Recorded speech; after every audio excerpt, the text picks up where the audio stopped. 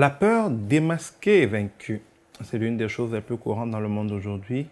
Nous avons peur, nous sommes stressés, nous sommes inquiets, nous sommes tenus par la peur. Ce n'est pas par hasard parce que la peur est juste l'homologue opposé, dans le royaume opposé de la foi. S'il est vrai que nous sommes sauvés par la grâce au moyen de la foi et qu'il est impossible d'être agréable à Dieu sans la foi, il est aussi impossible d'être utilisé par le diable, d'être manipulé par le diable, de succomber au diable sans la peur. La peur est pour le diable et pour le règne des ténèbres, ce que la foi est pour Dieu, pour le royaume de Dieu. En fait, croire que Dieu est capable de faire les choses, capable de nous bénir, capable d'être bon, de nous délivrer, c'est avoir foi en Dieu.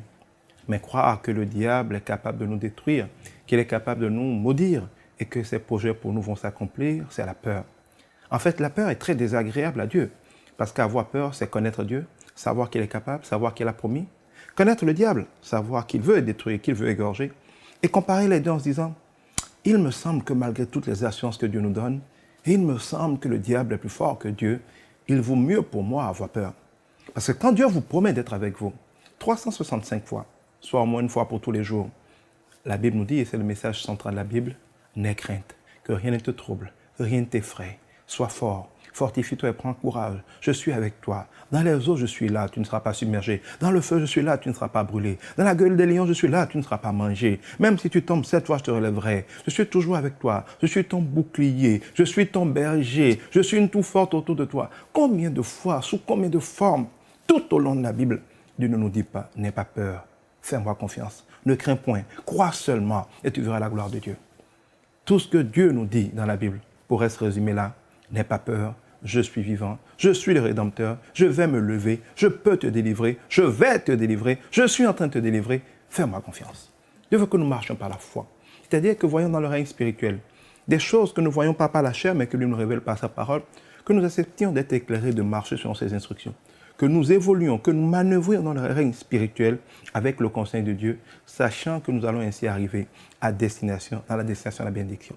Mais le diable, constamment, nous manipule et il nous fait la même promesse. Il demande de lui faire confiance. Il demande de faire alliance avec lui. De croire plutôt que lui, il est là.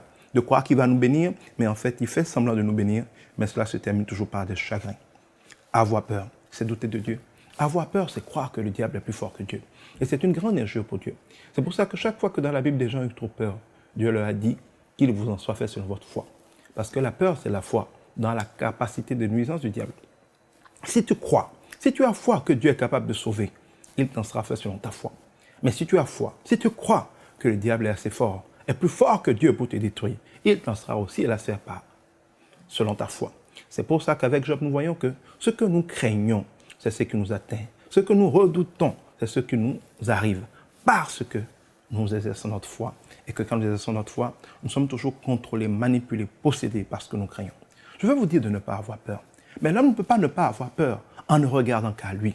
Chaque fois que nous regardons à nous, comme Adam et Ève, nous nous sentons nus. Et quand nous nous sentons nus, nous fuyons. Nous fuyons Dieu. Et il est obligé de dire, où es-tu?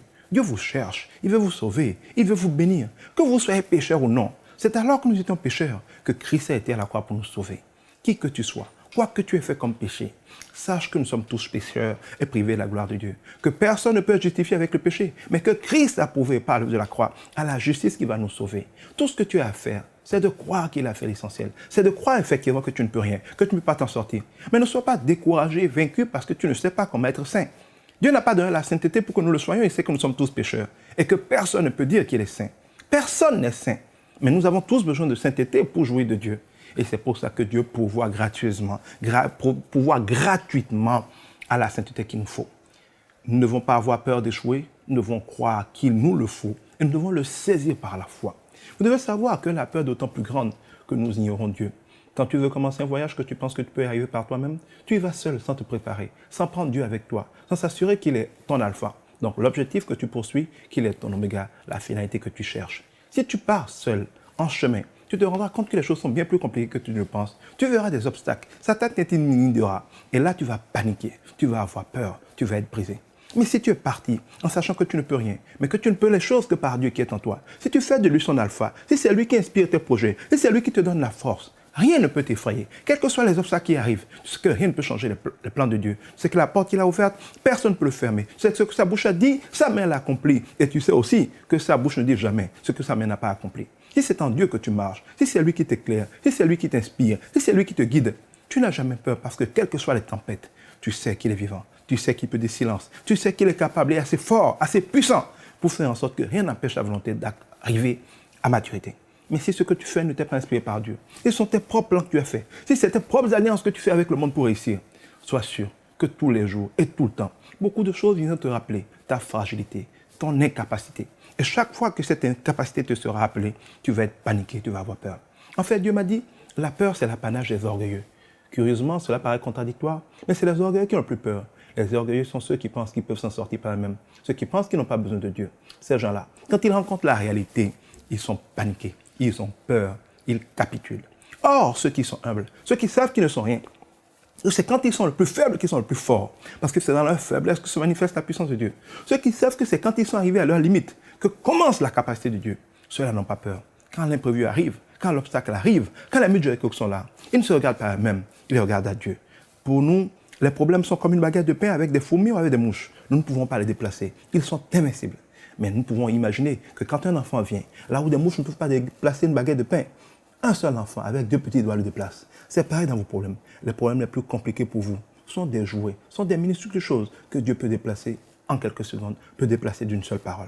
Arrêtez d'avoir peur. Et vous n'aurez peur que quand vous regardez au problème et que vous vous regardez. Regardez désormais au problème et regardez à la puissance de Dieu.